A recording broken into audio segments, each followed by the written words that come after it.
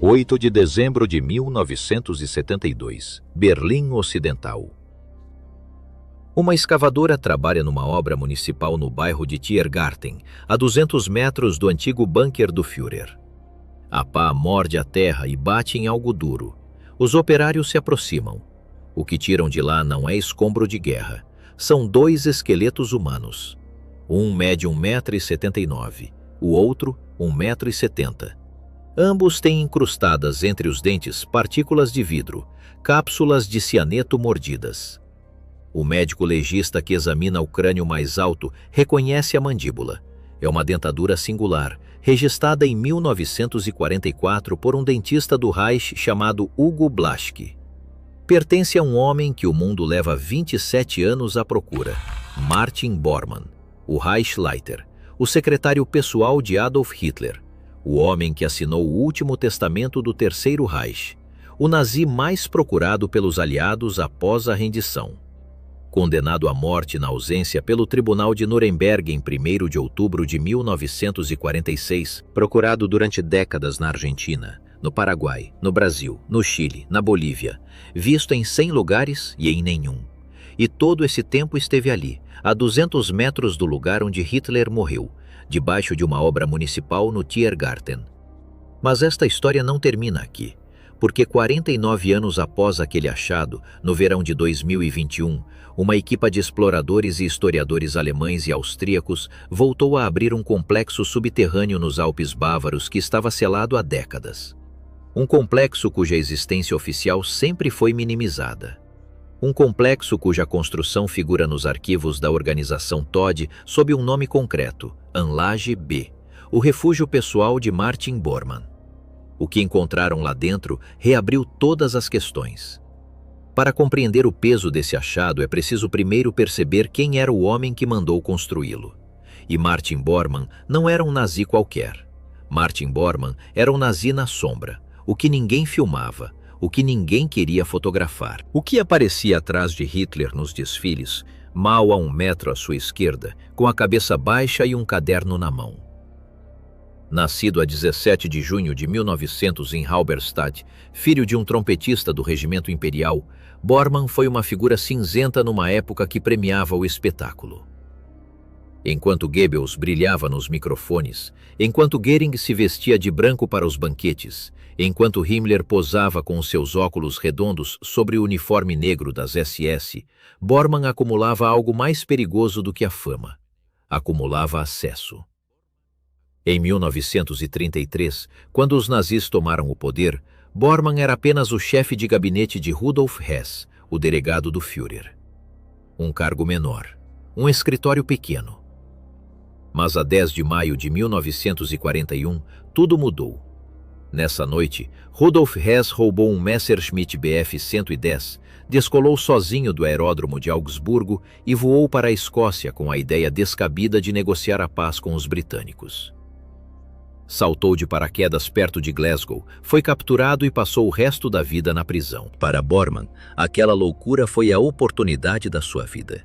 Em menos de 3 semanas, Hitler assinou o decreto que o elevou a chefe da chancelaria do partido. O antigo secretário tornou-se o filtro através do qual passava tudo o que chegava ao Führer. Tudo. As cartas, os relatórios, os pedidos de audiência, os memorandos militares, as propostas administrativas, os decretos. Consegues imaginar o que significa controlar quem fala e quem não fala com o homem mais poderoso da Europa? Bormann fê-lo durante 4 anos. E nesses 4 anos, sem um único discurso público memorável, sem um único cargo militar, sem uma única fotografia memorável, tornou-se o segundo homem mais temido do regime. Albert Speer, ministro do Armamento e da Produção de Guerra, escreveu anos depois nas suas memórias da prisão de Spandau: "Eu era o arquiteto do Führer, era ministro, era amigo pessoal. Mas nem eu conseguia entrar para o ver sem passar por Bormann. Bormann decidia quem existia e quem não existia dentro do Reich." Speer não era um burocrata ressentido. Speer era o segundo homem que melhor conheceu Hitler. Se Speer diz isso, há que ouvir. Em abril de 1945, quando os soviéticos cercam Berlim e o bunker da chancelaria do Reich se torna o último covil do regime, Bormann é o único membro do círculo íntimo que não desertou. Goebbels está lá sim, mas Goebbels vai matar-se com a mulher e os 6 filhos. Himmler já está a negociar em segredo com os suecos através do conde Folke Bernadotte. Göring já foi destituído por traição após enviar um telegrama de Berchtesgaden oferecendo-se como sucessor. Speer viajou a Berlim para se despedir e partiu. Bormann fica até o fim. Até o dia 30 de abril, quando Hitler se dispara na têmpora ao lado de Eva Braun. Bormann assina a certidão de óbito. Bormann redige o testamento político do Führer. Bormann nomeia o almirante Karl Dönitz como sucessor político do Reich. Bormann é, durante algumas horas do dia 1º de maio de 1945, o homem mais poderoso do Terceiro Reich agonizante. O último Reichsleiter em funções de um império que já não existe. E então desaparece. A última vez que alguém o vê com vida é na noite de 1 para 2 de maio de 1945, a tentar atravessar as linhas soviéticas a pé, em grupo, junto do médico pessoal de Hitler, Ludwig Stumpfegger, e de um punhado de oficiais. Atravessam a estação de Friedrichstraße, avançam pelas linhas mortas, chegam à ponte Weidendammer, e depois nada. Durante 27 anos, o mundo acreditou que Martin Bormann tinha escapado, que estava na Argentina, que vivia no Paraguai sob o nome falso de Hugo Heinrich, que dirigia uma rede financeira nazi chamada Odessa a partir de uma herdade na selva. O caçador de nazis Simon Wiesenthal afirmava ter recebido relatos credíveis de avistamentos em São Carlos de Bariloche. Jornalistas britânicos como Ladislas Farago publicaram livros em 1974 jurando tê-lo localizado na Bolívia.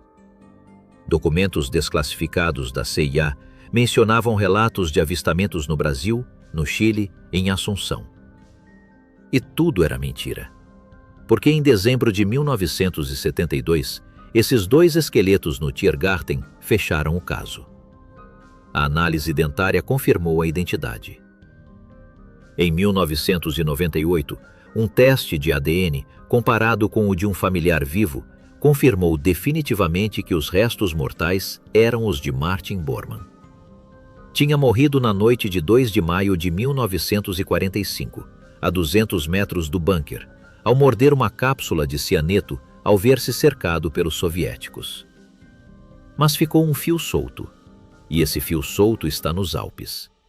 Porque enquanto os aliados perseguiam fantasmas na América do Sul, enquanto os serviços secretos seguiam pistas falsas na Patagônia, nos arquivos da organização TOD, a Agência de Construção Militar do Reich, dormia um processo. Um processo com plantas, com orçamentos, com nomes de operários. Com um carimbo. Persönliche Bauleitung. Reichsleiter Bormann. Direção pessoal de obras do Reichsleiter Bormann. O processo descrevia um complexo subterrâneo nas montanhas do Berghof, a quinta privada de Hitler em Obersalzberg, nos Alpes Bávaros.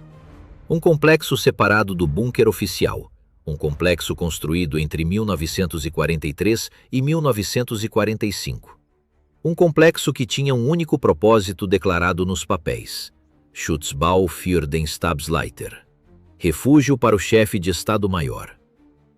Bormann tinha mandado construir o seu próprio bunker, em paralelo com o de Hitler, a 300 metros de distância, com sistema de ventilação independente, com geradores autônomos, com um acesso secreto a partir da sua residência pessoal na colina e, segundo as plantas, com 3 níveis subterrâneos, não 2 como se assumia.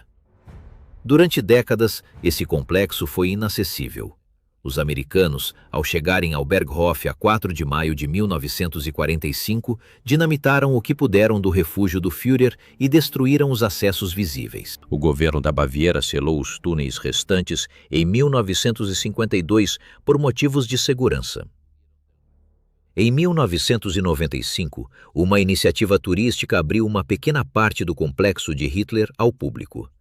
Mas o de Bormann, a Anlage B, permaneceu encerrado, até o verão de 2021. Repara no que isso significa.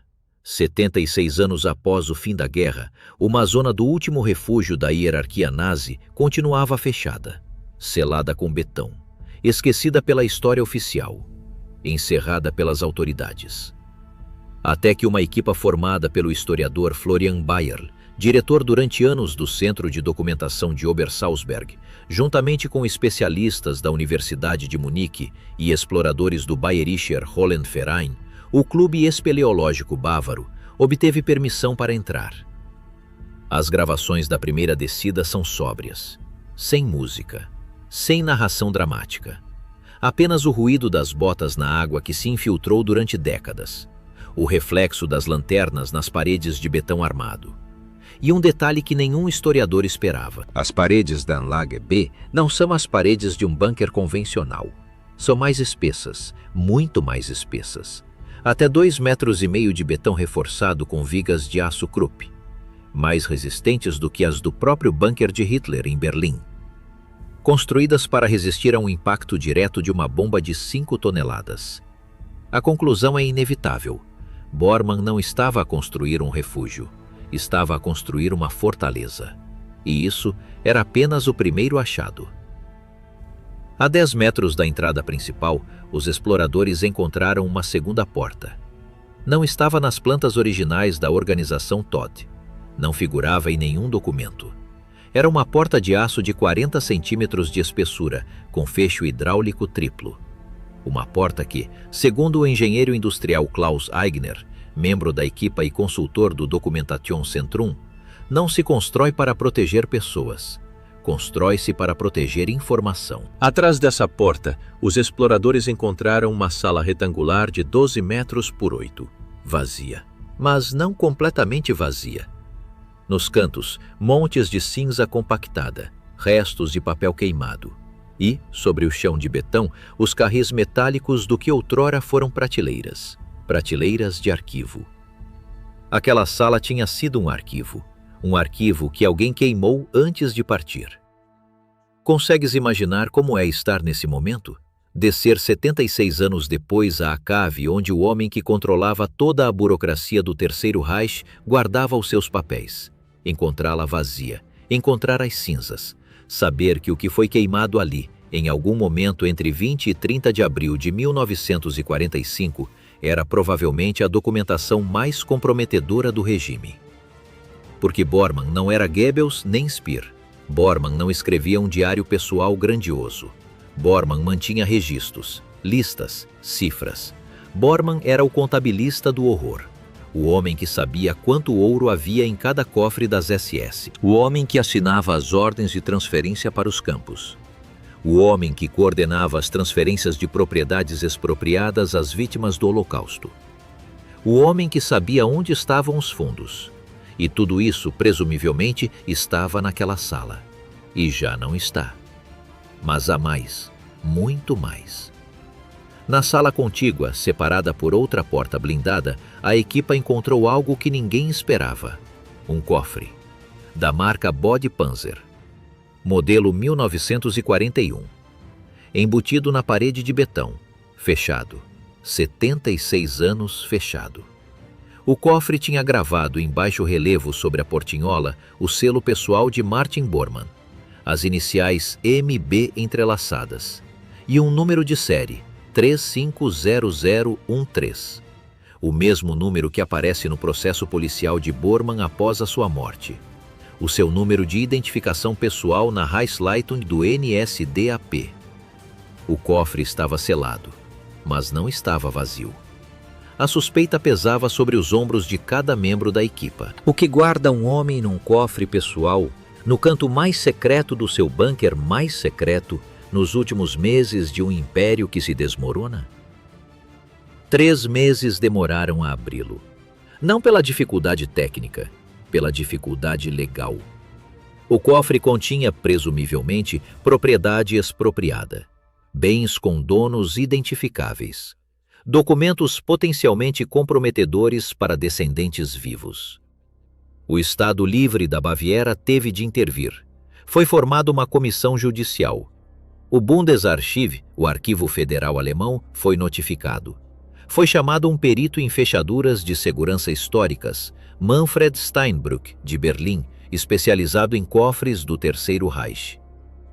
Steinbrück, que já tinha aberto 3 cofres semelhantes nos anos 90, declarou numa entrevista posterior à revista Der Spiegel: "Cada vez que abres uma destas coisas, sabes que vais encontrar 2 tipos de objetos: o que o dono queria salvar e o que o dono não teve tempo de destruir. As 2 categorias são interessantes por razões opostas."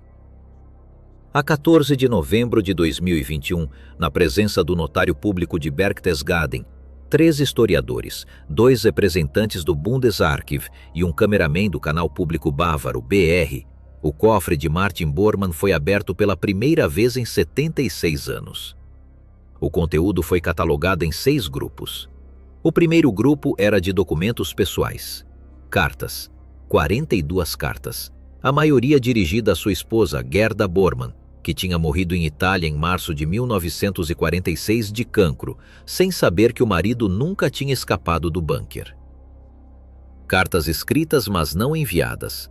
A última, datada de 28 de abril de 1945, dizia: "Minha querida Mut, se isto chegar às tuas mãos, saberás que não consegui sair. Tentei tudo, mas o cerco fecha-se. Cuida dos filhos como sempre. Não lhes digas a verdade sobre mim. Que acreditem que o pai foi um bom alemão. É tudo o que lhes resta." Mut era o apelido que Bormann usava para a esposa. A carta nunca foi entregue. 76 anos após a sua morte, a sua última mensagem chegava ao mundo pela primeira vez. O segundo grupo era de fotografias. 314 fotografias. A maioria de caráter íntimo, sem valor histórico. Os filhos de Bormann a brincar no jardim do Berghof, Bormann com seus cães, Bormann a esquiar em Obersalzberg, Bormann a posar com Hitler em momentos não oficiais, sem uniforme, a sorrir. Imagens de um homem privado que nunca deixou que fossem publicadas.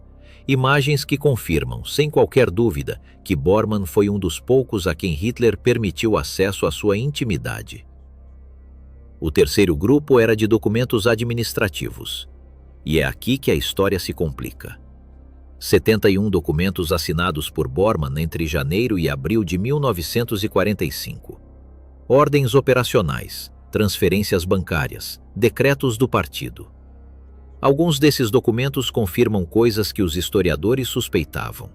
Outros revelam operações desconhecidas. Entre os achados, figura uma ordem assinada por Bormann a 15 de fevereiro de 1945. A ordem autoriza a transferência de 54 milhões de Reichsmarks de contas do Partido Nazi para 3 contas anônimas em bancos suíços. A cifra equivale, em valor atualizado, a mais de 1.000 milhões de euros. As contas figuram em nome de pessoas singulares não identificadas, com códigos de 3 letras. Até o dia do achado, essas contas nunca tinham sido detetadas pelos investigadores, que durante décadas rastrearam os fundos nazis ocultos.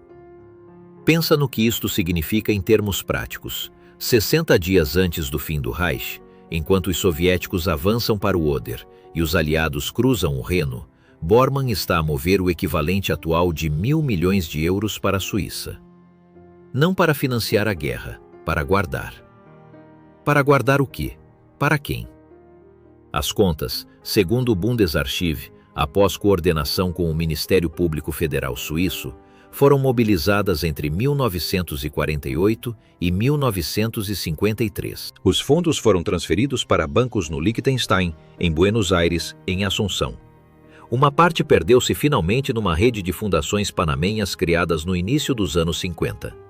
A identidade dos beneficiários finais não foi determinada. Provavelmente nunca o será. Mas os documentos do cofre de Bormann confirmam algo que durante décadas foi considerado teoria de conspiração.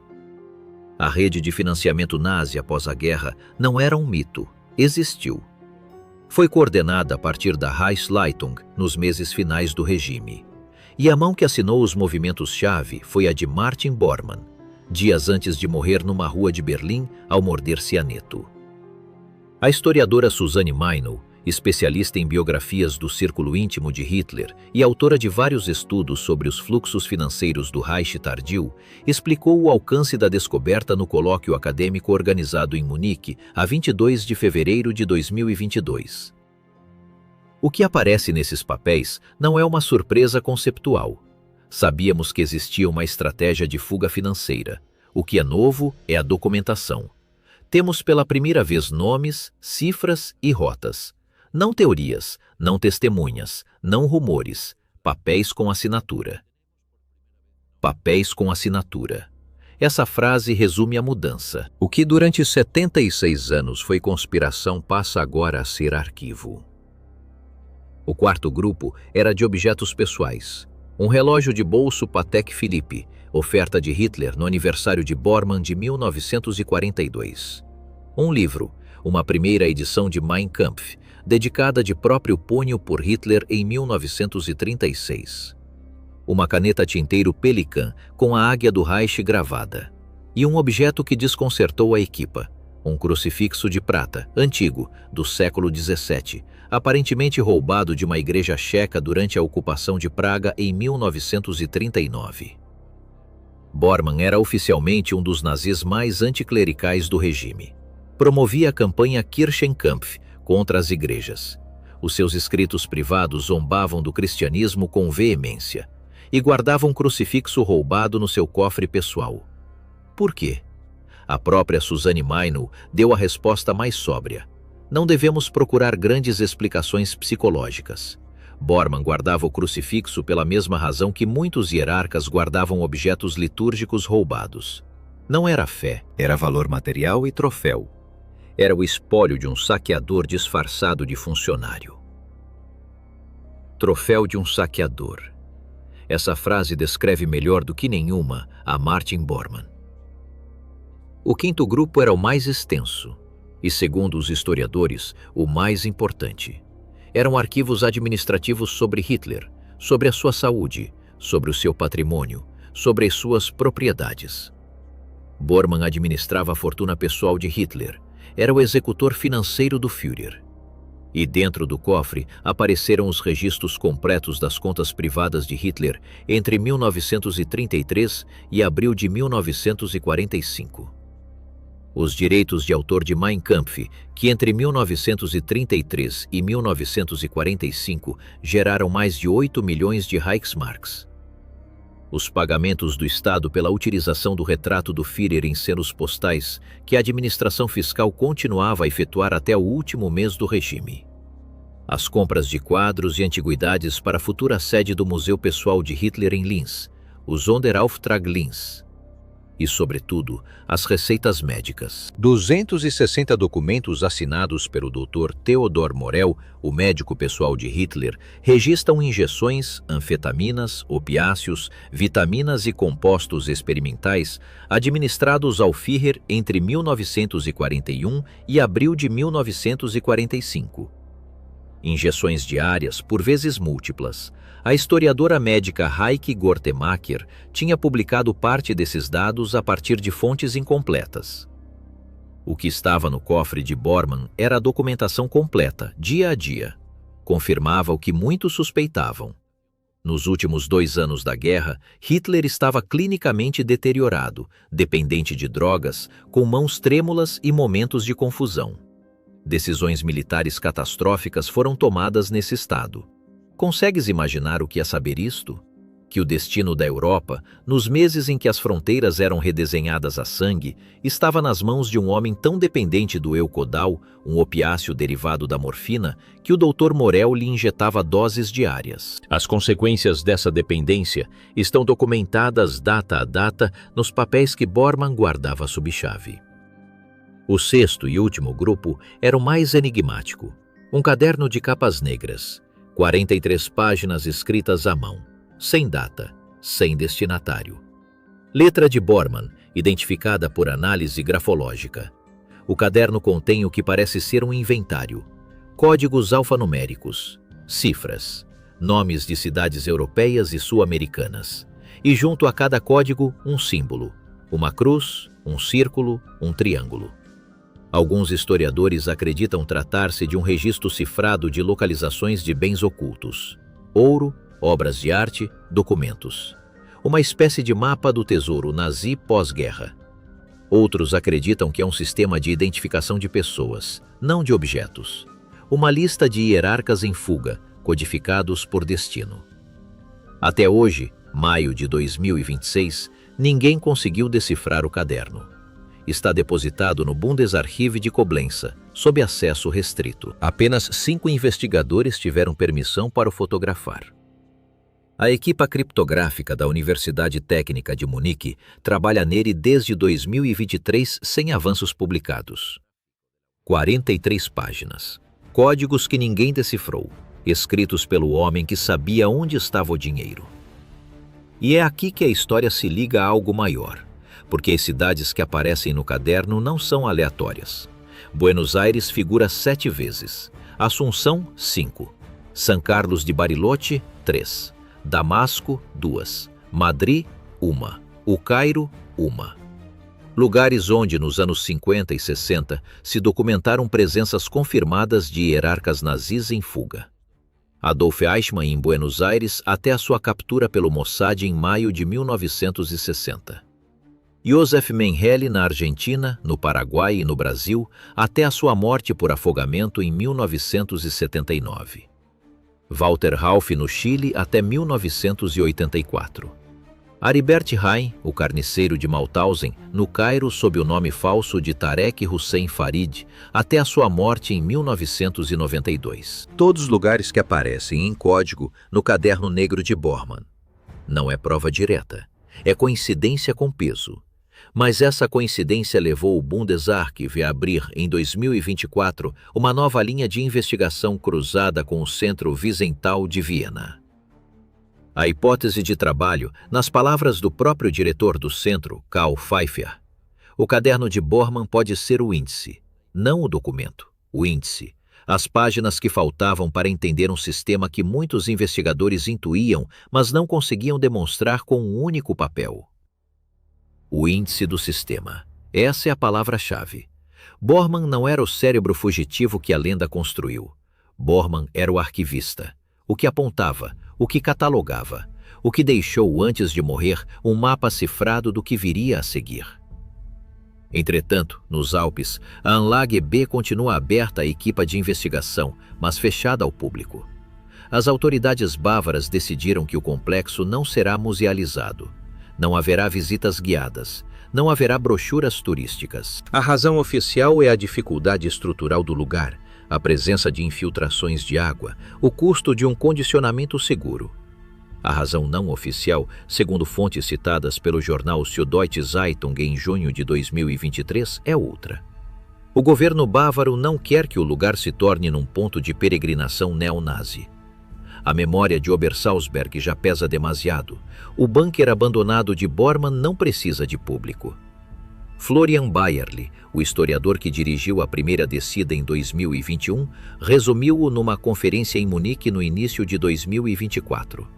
O que encontramos lá embaixo já está nos arquivos. O que importa são os papéis, não as paredes. As paredes podem ficar fechadas mais 70 anos. Os papéis não. Os papéis não. Os papéis estão em Koblenz, em Berna, em Berlim. Catalogados, digitalizados, em processo de estudo cruzado com os arquivos da NS-Reichsleitung, que já estavam no Bundesarchiv desde os anos 50. A investigação continuará durante anos, provavelmente durante décadas. Cada documento abre uma nova questão. Cada cifra aponta para uma conta que há que rastrear. Cada nome exige uma verificação cruzada. E, entretanto, nas paredes da Anlage B, no último canto aberto do refúgio, os exploradores encontraram uma inscrição. Estava gravada no betão com um objeto pontiagudo, provavelmente uma baioneta. 3 palavras, em alemão antigo, quase gótico, como um entalhe rústico. Treue bis zuletzt. Lealdade até o fim. Não se sabe quem a gravou, não se sabe quando.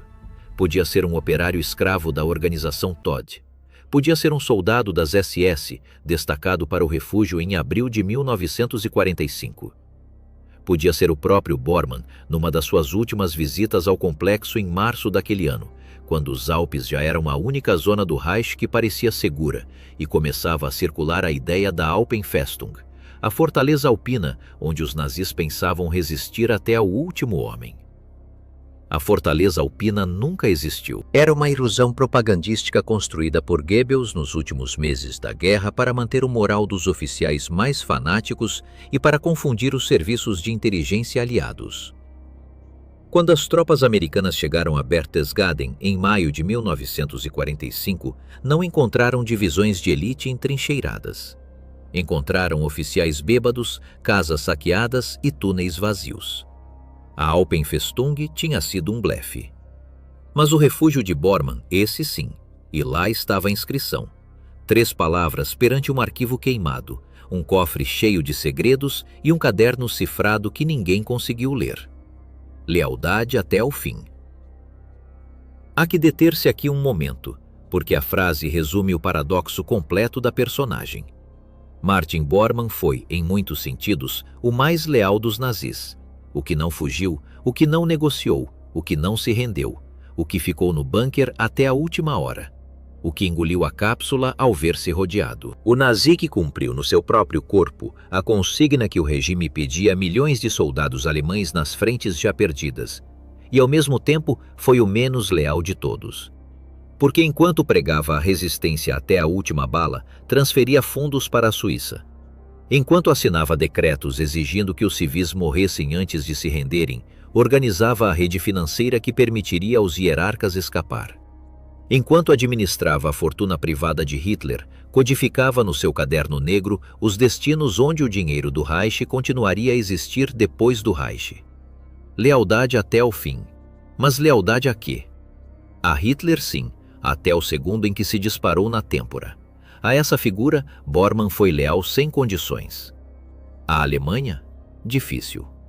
Bormann sabia, desde o inverno de 1944, que a guerra estava perdida. Os seus próprios documentos confirmam-no. As cartas à sua esposa Gerda durante os meses finais mostram um homem que já não acreditava na vitória, que assumia a derrota como certa, que pedia à esposa que preparasse a fuga para o Tirol. Se tivesse sido leal à Alemanha, teria pressionado Hitler a negociar mais cedo, mas não o fez. Manteve a guerra em marcha até o último dia, porque a guerra era o regime, e o regime era Hitler, e Hitler era a ordem em que Bormann existia. A sua família? Também complexo. Sim, as cartas do cofre confirmam que Bormann amava a esposa e os seus 10 filhos, mas abandonou-os à sua sorte em Itália. A sua última carta datada confirma que sabia que não ia sobreviver e não organizou a fuga da sua família. Deixou-a para trás. Gerda morreria em Merano em março de 1946, sozinha, doente, sem recursos, sem saber que o marido estava morto há 10 meses. A si mesmo? Essa é talvez a única lealdade real. Bormann foi leal à versão de si mesmo que havia construído. O funcionário absoluto, o executor sem biografia própria, o que existia através do Führer e não conseguia existir sem ele. Essa versão de Martin Bormann morreu na noite de 2 de maio de 1945 entre as linhas de Friedrichstrasse. E a outra versão, a do arquivista meticuloso, a do contabilista do regime, a do homem que deixava papéis em cofres, essa sobreviveu na Anlage B até novembro de 2021. 76 anos à espera. E agora, em maio de 2026, os documentos continuam a ser estudados. O caderno cifrado ainda não foi totalmente decifrado. As contas bancárias que foram mobilizadas entre 1948 e 1953 continuam a ser rastreadas pelos investigadores do Bundesarchiv e do Ministério Público Suíço. Os nomes em código continuam a ser identificados na sua totalidade. A história oficial diz que Martin Bormann morreu em Berlim a 2 de maio de 1945, a tentar escapar a pé pelas ruínas, ao morder uma cápsula de cianeto ao ver-se cercado pelos soviéticos. E é verdade. Os ossos, o ADN, os dentes confirmam-no. Mas a história oficial também dizia, durante 76 anos, que o refúgio de Bormann, nos Alpes, era uma nota de rodapé, uma construção menor, um detalhe. Não era. Era o arquivo central do segundo homem mais poderoso do Terceiro Reich, o lugar onde se concentraram os seus papéis mais sensíveis, o sítio a partir do qual se coordenou a rede financeira que sobreviveu à guerra, e o esconderijo de um cofre que 76 anos depois continuava a falar. Repara no paradoxo. Bormann foi o nazi mais invisível, o que ninguém filmava, o que não aparecia nos discursos, o que o mundo confundiu com um fugitivo durante décadas, quando na realidade estava morto há todo esse tempo a 200 metros do Reichstag. E ao mesmo tempo foi o nazi que mais documentação deixou, o que mais papéis arquivou, o que mais controlava. O homem invisível que anotou tudo. Nas paredes da Anlage B, sob a inscrição das 3 palavras, os exploradores encontraram também um pequeno objeto esquecido numa fenda do muro. Um selo de lacre, de cera vermelha, endurecida pelas décadas.